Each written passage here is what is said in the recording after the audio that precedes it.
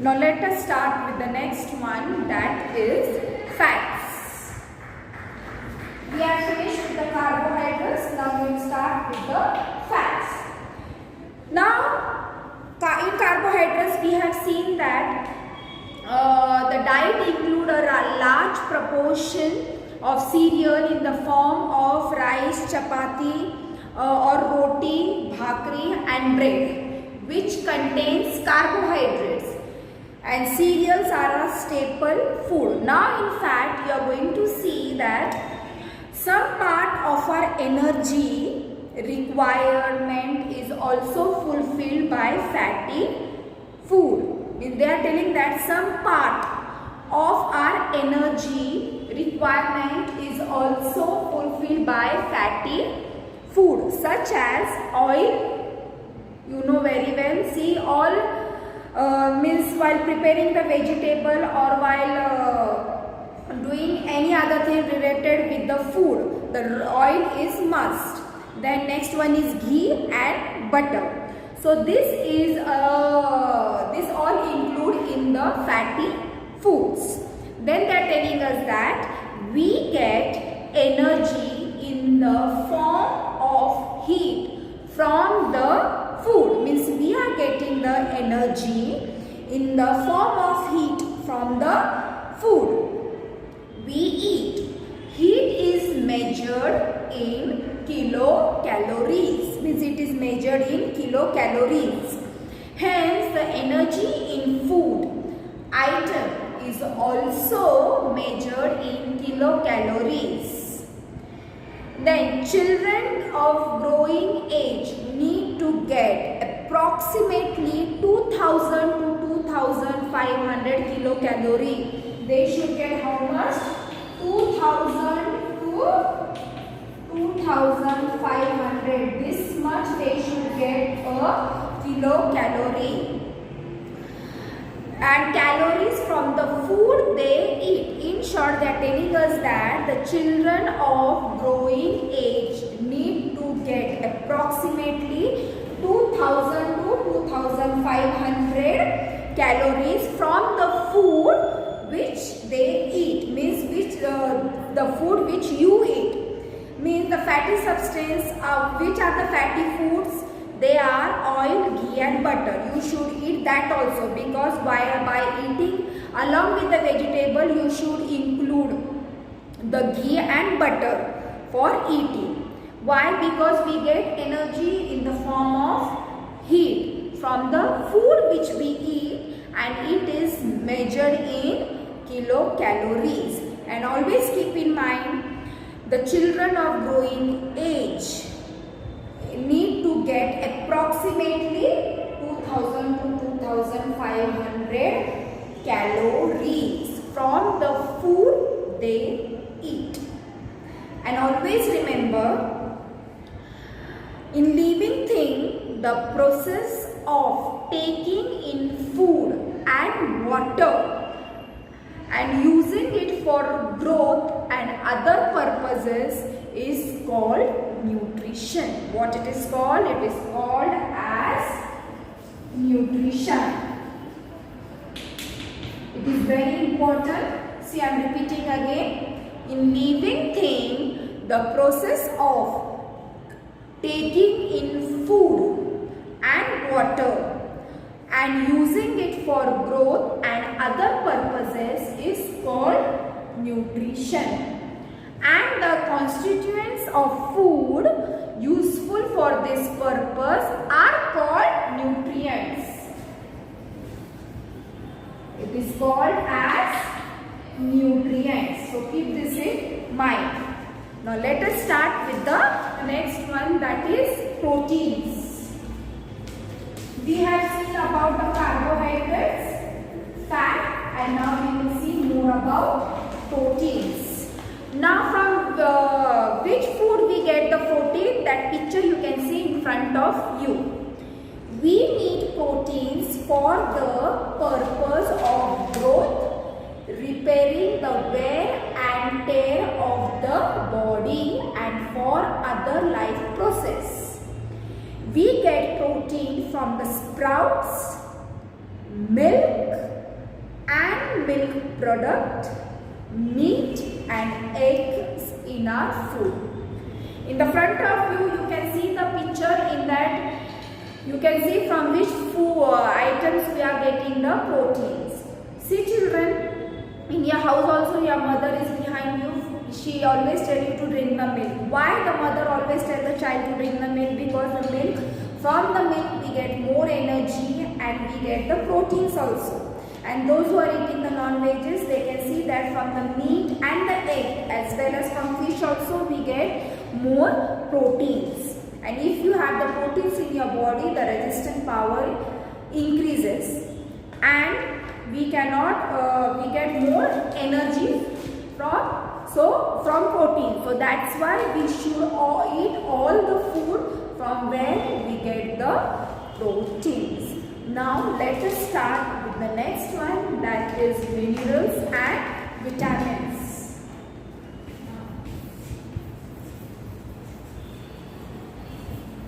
Minerals and vitamins.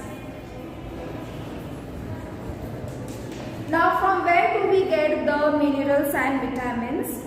To improve the body resistance to disease and for other life processes, the body needs vitamins, minerals and fiber in the diet.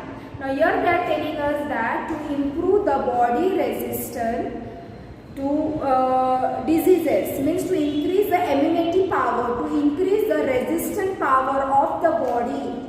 In short, they are telling us this, that to improve the body resistance to diseases and for other life process, the body needs vitamins, minerals and fiber in the diet.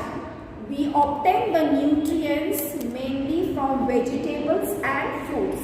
See, in our daily routine, we are eating everything. We are eating the cereals also, we are eating the vegetables, we are eating the fruits.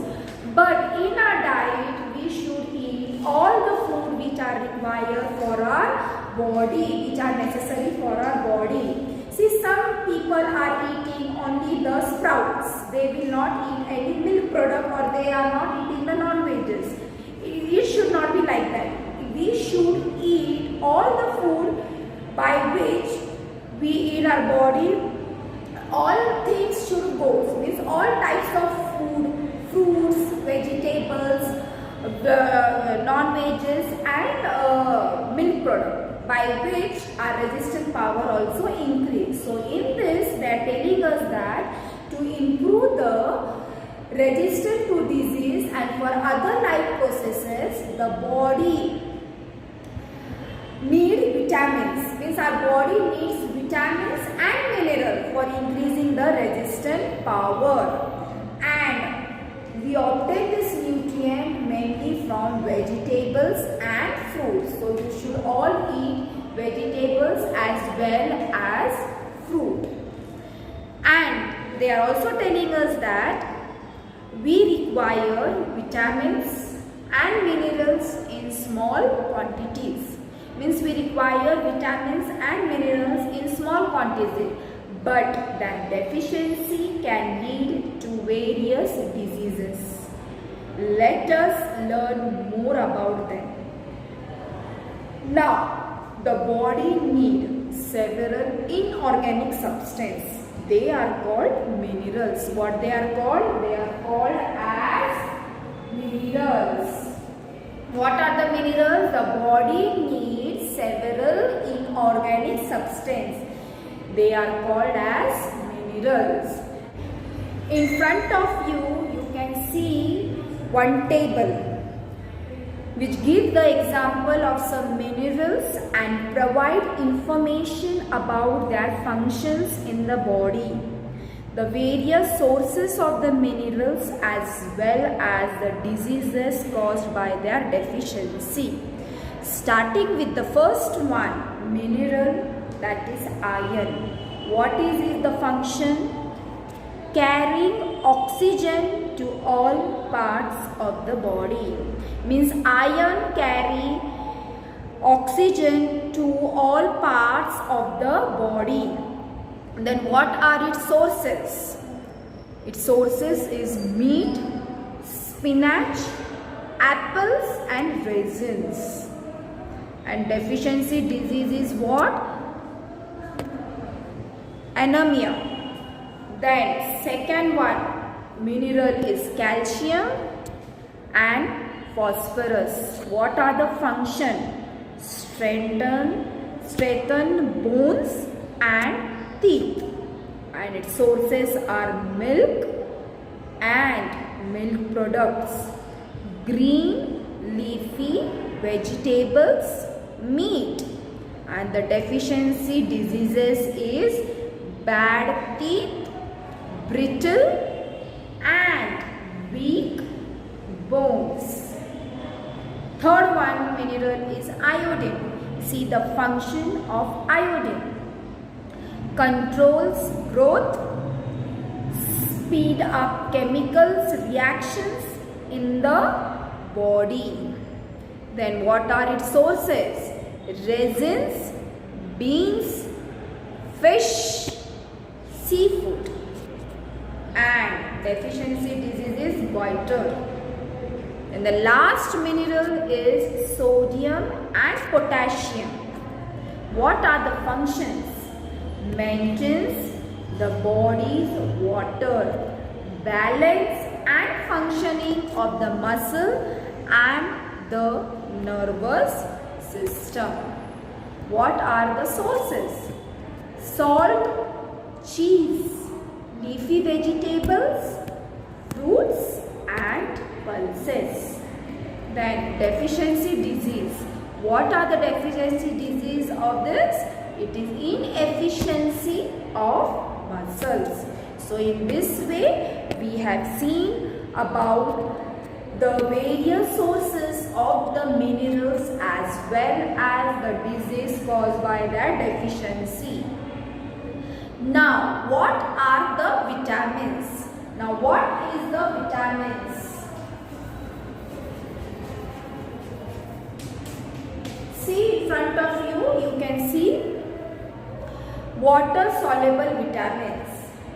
Vitamin B and vitamin C dissolve easily in water. Means here they are telling us that vitamin B and vitamin C dissolve easily in water. So they are called water soluble vitamins. Why they are called water soluble vitamins? Because they are easily dissolved in water. They are thrown out of the body through the water in sweat and urine. They are being thrown out of the body in the form of sweat and urine. Hence, a regular supply of these vitamins is essential. It is very essential. B1, B2, B6, B9 and B12 are the important types of vitamin B. They are important types of vitamin B. Now we have seen water soluble vitamins. We are also going to see now water insoluble vitamins. These vitamins are insoluble in water but are soluble in fatty substance. Always remember, these vitamins are insoluble in water but they are soluble in fatty substances. They get stored in the body. Vitamins A, vitamin D, E and K are fat soluble vitamins. Is that clear? Now let us start with the next one.